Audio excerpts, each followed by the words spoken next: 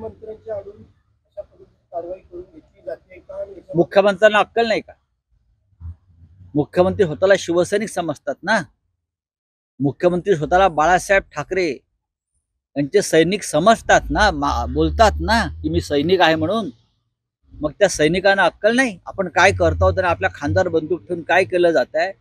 महाराष्ट्राची शान आणि अभिमान असलेल्या शिवसेनेचे तुकडे केले आणि त्या एका तुकड्याचं नेतृत्व हे राज्याचे मुख्यमंत्री करतायत. हा महाराष्ट्रावर झालेला आघात आहे, मराठी माणसावर झालेला आघात आहे. हे या राज्याच्या मुख्यमंत्र्याला समजत नाही. इतकी लाचारी, इतकी गुलामी. पण उद्धव ठाकरे यांच्या नेतृत्वाखालची खरी शिवसेना ही या महाराष्ट्रासाठी लढत राहील. आणि म्हणून मी वारंवार म्हणतोय की 23 तारखेचं 22 तारखेचं नाशिक मधलं आमचं अधिवेशन आणि जाहीर सभा ही दिशादर्शक ठरेल. जरांगे पाटील तिकडे निघतायत, मुख्यमंत्री आजही बैठकाच घेत आहेत, तोडगा निघत नाहीये, उपोषण करत ते मुंबईच्या दिशेने निघत आहेत. त्याचं फक्त काय तोडगा निघेल? अत्यंत महाराष्ट्रामध्ये भविष्यात कायदा सुव्यवस्था या दृष्टीनं पुढला काळ अत्यंत गंभीर वाटतोय मला. पण राज्याचे मुख्यमंत्री, राज्याचे गृहमंत्री हे मनोज जरांगे पाटील यांना एक राजकीय प्यादा म्हणून बघतायत आणि या महाराष्ट्रातली सामाजिक परिस्थिती बिघडवण्याचा प्रयत्न करतात. मनोज जरांगे पाटील यांच्याशी ताबडतोब सकारात्मक चर्चा व्हायला पाहिजे आणि ती चर्चा निर्णयापर्यंत पोहोचायला पाहिजे, अशी आमची भूमिका आहे. आप बोलिए. मैं जानना चाहूंगा, 22 और 23 तारीख को शिवसेना का अधिवेशन है नासिक में।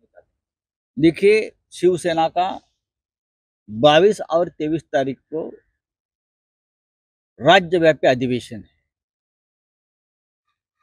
23 तारीख को हिंदू हृदय सम्राट शिवसेना प्रमुख बालासाहेब ठाकरे जी का जन्मदिन होता है, ये एक कारण है।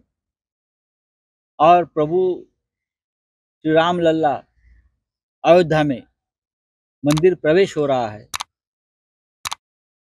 ये हमारे लिए खुशी की बात है। तो ये भी हम एक मौका है, लेकिन हम हमारा ये जो श्रद्धा का जो कार्यक्रम है वो हम नासिक में करेंगे।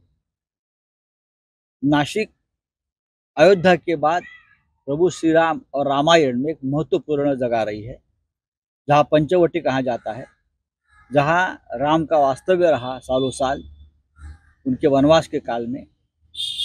असली रामायण वहाँ हुआ है। तो हम कालाराम मंदिर जो है वहाँ पूजा करेंगे उद्धव जी।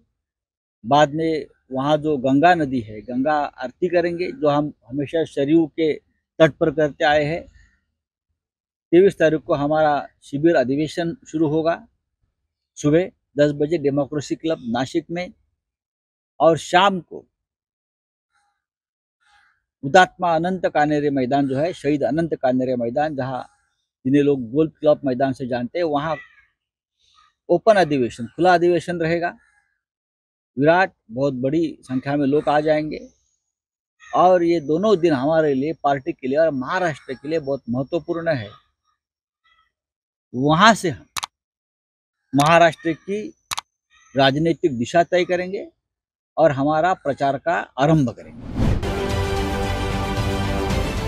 राजकारणातील प्रत्येक अचूक बातमीचे सर्वात आधी अपडेट्स मिळवण्यासाठी सरकारनामाच्या सर्व सोशल मीडिया प्लॅटफॉर्मला लाईक, फॉलो आणि सबस्क्राइब करा।